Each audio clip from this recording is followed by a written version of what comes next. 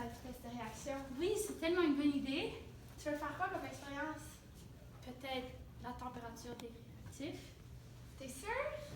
Non, nous on a une bonne idée là. On pourrait faire un catalyseur, ça serait pas bon. Ouais, les catalyseurs seraient beaucoup mieux. Mais non, moi je dis qu'il faut faire la surface de contact, c'est ce qui est le mieux et le plus facile, justement. T'as raison, ça serait plus facile, ça va aller mieux. Ok, on fait ça? Ouais, on fait ça. Ça serait quoi dans le but de notre expérience? Recule!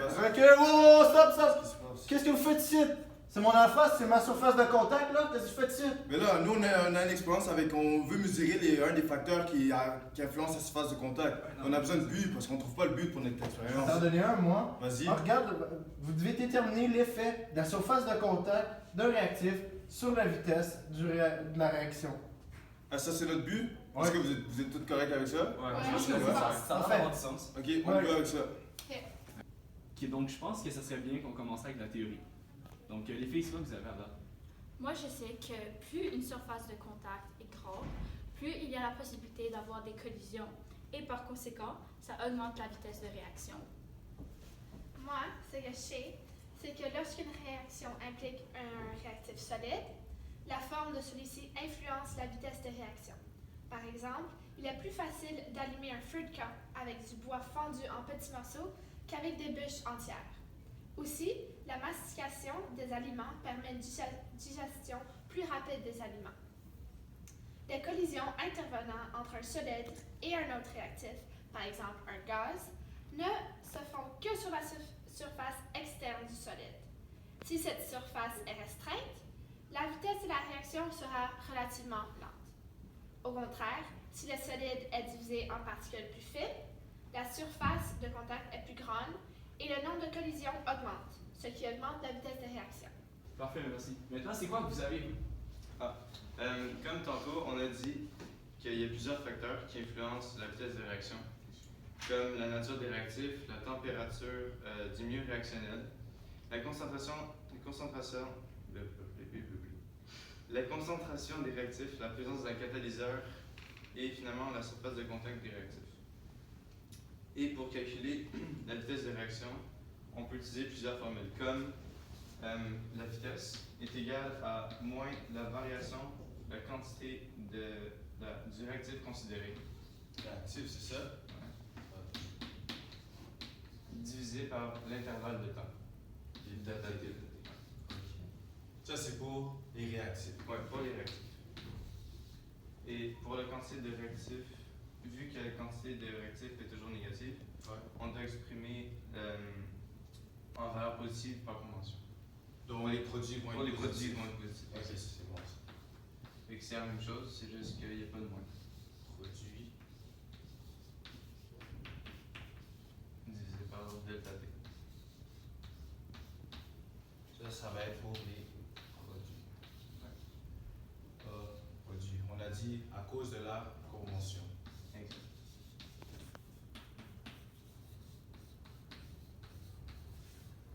Et parfait, on a déjà une bonne base, là. Maintenant on peut avancer au précalcul. Ouais, c'est ça, pour calculer. Bon, pour ce qui est des précalculs, les variables, on a une variable qui est dépendante et une qui est indépendante. La variable indépendante, c'est le temps écoulé depuis le début de la réaction, en secondes. On obtient le temps avec le chronomètre. La variable dépendante, quant à elle, c'est le volume d'air dans le cylindre gradué qu'on mesure en millilitres. On a deux facteurs à contrôler. On a la température, température en degrés Celsius, qui reste quand même constante, mais reste que c'est un facteur qui peut faire modifier la vitesse de réaction. Pour éviter qu'il y ait une trop grosse modification au niveau de la vitesse de réaction. Pour ces expériences, nous aurons besoin de matériel en particulier, dont 2 cylindres gradués de 100 ml, un air-lumière gradué de 500 ml, d'un bouchon de l'air-lumière troué pour laisser passer le tuyau du bac à récupération de gaz, d'une plaque de verre, d'un chronomètre, d'un bac à récupération de gaz, d'un ensemble de pilons et mortiers, d'une balance électronique, d'une nacelle de pesée, d'un contenant à déchets, de 2 sachets d'antiacide, ainsi que de l'eau du robinet et de l'eau distillée. Dans le sachet. Donc, il y a une pastille qui peut perdre un peu de masse dans le fond du sachet, quant à l'autre qui peut rester avec la même masse. Mais étant donné que c'est des produits pharmaceutiques, nous la considérons négligeable. Donc, de ce que j'ai compris à date, on peut supposer que la vitesse de réaction est directement en lien avec la surface de contact du réactif. Le nombre de collisions possibles étant proportionnel à la surface de contact nous permet de formuler cette hypothèse.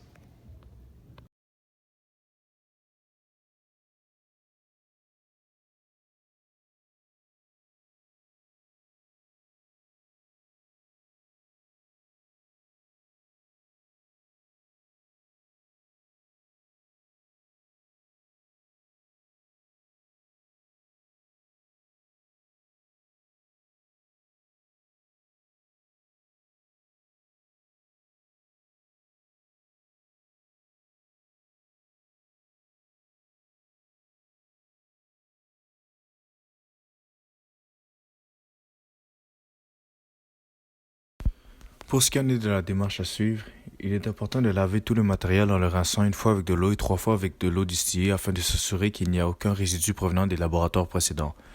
Ensuite, il faut sécher le matériel. Avant tout, il est important de remplir le cylindre gradué de 100 ml d'eau à ras-bord et de calculer la partie de l'espace entre la gradation de 100 ml et l'ouverture du cylindre gradué.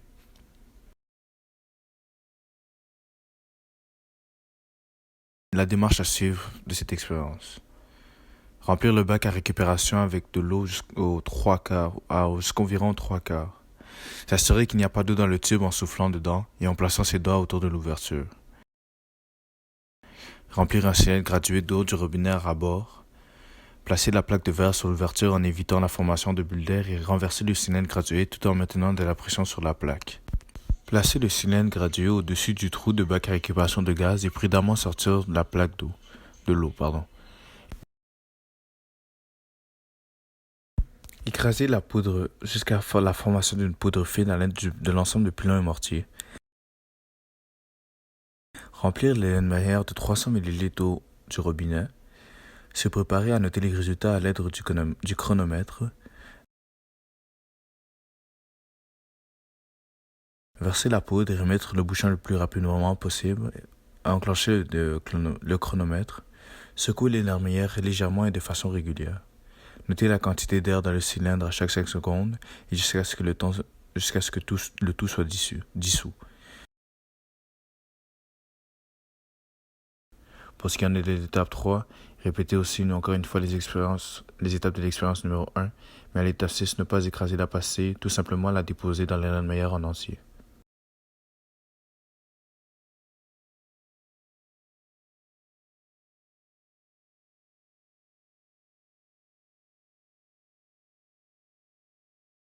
Verser les résidus dans le contenant prévenu et bien laver son matériel.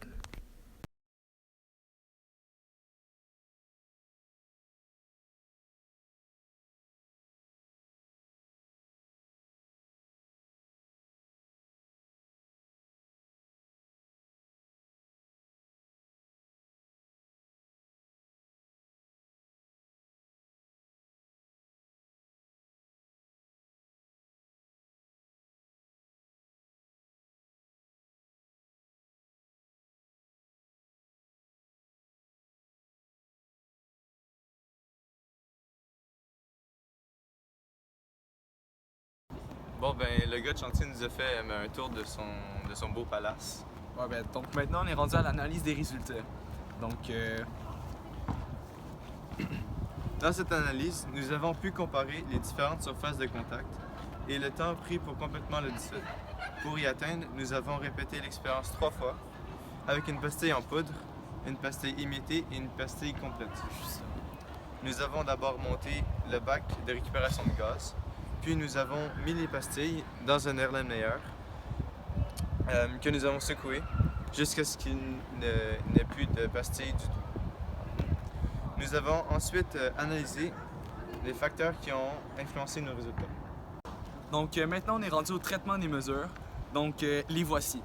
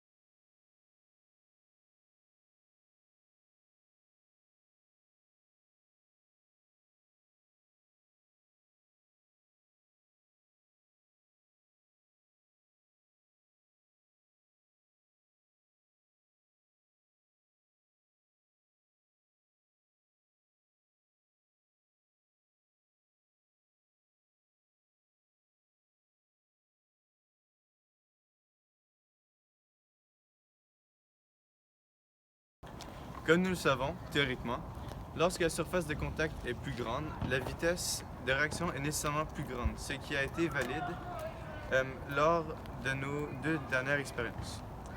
Lors du premier essai, les résultats sont contre la théorie, car nous avons eu une cause d'erreur majeure, le fait de brasser sans constance.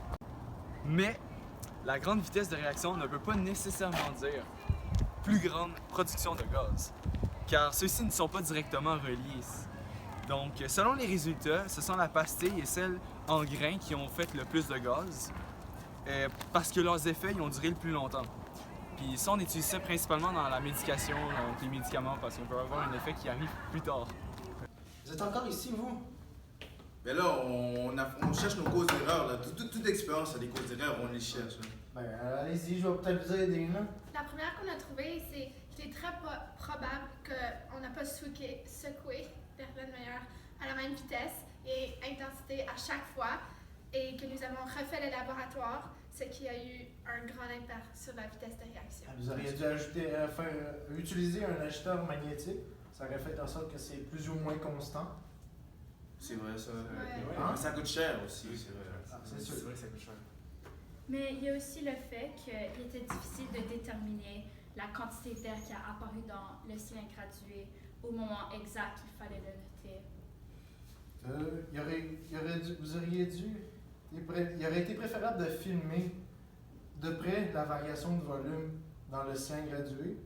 Cependant, avec cette mesure, nous ajoutons avec une autre incertitude sur nos données à cause de celle de la caméra. On a déjà eu, je pense que vous connaissez à peu près là, la marge d'erreur sur une caméra, vous avez déjà eu un... C'est vrai, en physique, on a vu ça. C'est vrai. Ouais. Ouais, c'est pas bête. C'est pas bête. On est à 5, vous avez eu ça. Ouais. Mais c'est vrai, on a eu une autre cause d'erreur. Seulement, comme quand on était en train de faire tourner l'Erlenmeyer, on regardait avec nos yeux pour savoir quand c'était dissous, mais ça se peut qu'on ait mal vu puis il en restait un peu dans le fond. Ben, ça a peut-être biaisé nos résultats. Ouais. Ben, vous auriez dû l'ajouter jusqu'à temps que vous soyez certain là, que vous ne voyez plus de bulles d'air, que vous avez tout fait correct. Puis peu importe la forme, vous auriez dû brasser juste un peu plus pour être certain qu'il y en a plus. Qu'il est plus branché la prochaine fois. Ok, c'est bon. Mais il y a aussi une certaine quantité de gaz qui s'est échappée lorsqu'on a versé le réactif dans l'eau au début de l'expérience. Parce que quand on doit reboucher de l'Erlenmeyer manuellement, vu qu'on doit le faire manuellement, ben, la réaction a déjà commencé dès que la première particule a touché à l'eau. Ouais. Fait que ça... Ben, tu aurais dû t'assurer de vider le tube reliant au bac à gaz, ok? Et le bouchon de l'Erlenmeyer en soufflant dedans, ok? De cette manière, toutes les données non voulues peuvent être limitées. Ah, c'est vrai ça. As-tu raison? Ben oui, il a raison. Alors, suite à nos expériences, nous pouvons conclure que notre hypothèse a été confirmée, puisque plus la surface de contact a été augmentée, plus la vitesse de réaction était rapide. C'est vrai. Si on peut faire un petit retour à notre analyse, on peut remarquer que dans la première expérience qui était avec la poudre, ça s'est passé beaucoup plus vite que dans la dernière expérience qui était la pastille. On s'entend que dans la première expérience, la poudre, la surface de contact était beaucoup plus grande, tandis que dans la dernière, où c'était juste une pastille complète, la surface de contact était beaucoup plus petite. D'autres expériences auraient pu être faites dans le but de confirmer les doutes concernant l'effet de la surface de contact des réactifs sur la vitesse d'une réaction en particulier. Par exemple, dissoudre des morceaux de magnésium de taille directe dans de l'acide chlorhydrique. De taille distincte, pardon. Et observer le temps et prendre compte du temps de réaction selon la taille du morceau utilisé. C'est vrai. Merci.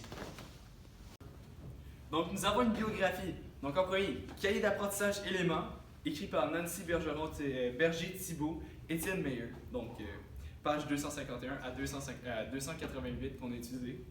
Ensuite, on a le cahier de laboratoire, page 9 à 19. Et ensuite, on a le document PowerPoint, les notes de cours et exercices, module C de M. Valeur.